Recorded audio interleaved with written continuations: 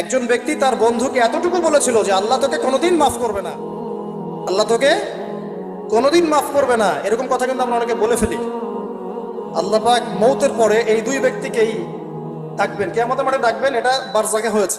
বলবেন, আমার রহমত নিয়ে কথা বলার ইখতিয়ার তোমাকে কে দিয়েছে? আমি কাকে মাফ করব কাকে করব না, এই কথা বলার ইখতিয়ার তোমাকে কে দিয়েছে?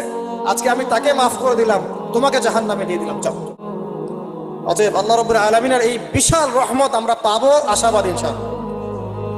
এই কারণে আমাদের প্রথম যে বিষয়টা ফোকাস করতে হবে, আল্লাহ রহমত পেতে হলে আমাদের অবশ্যই বস্তুবাদিতা ত্যাগ করতে হবে। আল্লাহ পাক দুনিয়া পছন্দ করেন না। দুনিয়ার মোহে যারা ডুবে থাকে আল্লাহ এদেরকে পছন্দ করেন। দুনিয়া প্রয়োজন, যতটুকু আমার দরকার আমি করব, যতটুকু প্রয়োজন নাই এই বিষয়টা আমি পেতেই হবে, চাই চাই আরো চাই। হ্যাঁ, দু হাতে চাপাও হাত পেতে নাও, ঋণ করে ঘি খাও, এইসব দর্শনের ধার ধারবো না আমরা ইনশাআল্লাহ।